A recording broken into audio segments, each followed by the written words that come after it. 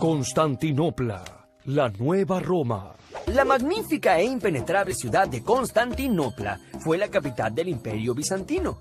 Al estar ubicada justo entre el Mar Negro y el Mar Mediterráneo, Constantinopla era algo así como una gran puerta natural que conectaba Occidente con el mundo del Extremo Oriente. Pero ¿quiénes vivían en Constantinopla? ¿Cómo se originó el poderoso Imperio Bizantino? Véalo en Verdades Verdaderas. Para resolver este acertijo, dirijámonos una vez más a la antigua Roma. En el 330 después de Cristo, un hombre llamado Constantino era emperador del legendario Imperio Romano. A Constantino le tocaron épocas complicadas y turbulentas. De un lado, los pueblos bárbaros germanos avanzaban imparablemente hacia Roma, y del otro lado estaba un grupo de ciudadanos romanos quienes, cansados de la violencia, encontraron en la religión cristiana un refugio para escapar de tanta opresión. Lo primero que hizo Constantino fue mudar la capital del imperio a un lugar seguro y estratégico. Así fundó la Nueva Roma, aunque después de su muerte esta ciudad pasó a llamarse Constantinopla en honor a él. ¡Claro! ¡Constantinopla! Pipo. Ay, perdón. Luego hizo algo totalmente revolucionario. Fue el primer emperador romano de la historia en adoptar la religión cristiana. Esto permitió que muchísimos romanos pudieran practicar libremente el cristianismo sin temor a ser perseguidos o encarcelados por ello. Claro está que los orgullosos romanos que aún vivían en Roma no estaban muy conformes, que digamos, con todas estas decisiones. No estoy de acuerdo. Quieren mudarnos a un lugar llamado Constantin. Que encima es difícil de pronunciar. Frente a tanto descontento, en el año 395 después de Cristo, un sucesor del gran Constantino, el emperador Teodosio, tuvo que dividir el imperio en dos partes, la de Oriente con capital en Constantinopla y la de Occidente con capital en la antigua Roma, y designó a sus dos hijos como herederos de aquellos dos imperios. Pero el Imperio de Occidente ya tenía sus días contados y nada podía detener su inevitable final. En el año 476, Roma fue invadida, saqueada y destruida por un ejército de bárbaros germanos.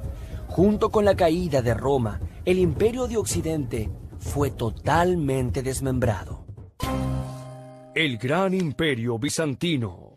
Gracias a su estratégica ubicación, la mitad oriental del Imperio Romano prosperó y prosperó año tras año y se transformó en el Imperio Bizantino, que duró más de 1000 años.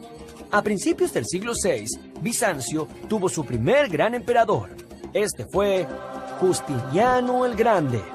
Justiniano tuvo muchísimos trabajos, ya que gobernó, escuchen esto, durante 38 años. ¡Wow!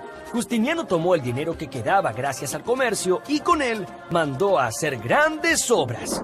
Primero, construyó la flota de guerra más importante de todo el mar Mediterráneo y con ella protegió a todos los barcos mercantes del acecho de los piratas. Además, conquistó vastísimos territorios, incluyendo Italia, Grecia, Turquía, partes de España, África y Egipto. Un territorio tan extenso que unía gente de tan diversas culturas y religiones era muy difícil de mantener unido. Justiniano era consciente que la unión del imperio se lograría solo con la unión en la religión. Entonces, aprovechó la influyente religión cristiana y obligó a todos los habitantes de su imperio a adoptar el cristianismo como la única religión. También mandó a construir muchísimas iglesias. No vaya a ser que alguien todavía tuviera dudas acerca de cuál era el templo al que tenían que ir a rezar. Las dos iglesias. El emperador Justiniano I construyó fortalezas y apoyó el arte en todas sus manifestaciones. Su obra maestra fue la construcción de la iglesia de Santa Sofía, un edificio que es casi un milagro de la arquitectura. Su cúpula mide 30 metros de diámetro y se eleva hasta 50 metros de altura. Y eso no es todo. Por la forma en que está sostenida, esta cúpula parece flotar en el aire. Esta iglesia fue el símbolo de la unión y el fortalecimiento del imperio bajo la religión cristiana. Pero fuera del imperio, específicamente en la famosa Roma, vivía la cabeza de la Iglesia Católica, llamado el Papa. que gobernaba todo el mundo católico desde el Vaticano.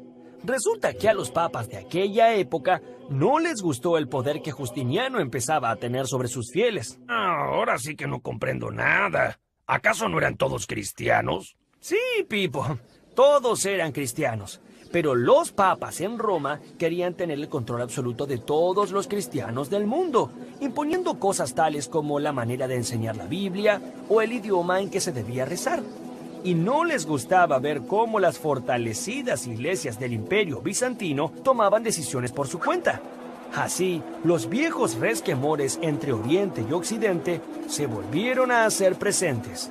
Fue entonces que la cristiandad se separó en dos grandes fracciones. Por un lado, la Iglesia Católica Apostólica Romana, y por el otro, aquellos que no querían estar bajo las órdenes del Vaticano, la Iglesia Católica Apostólica Ortodoxa.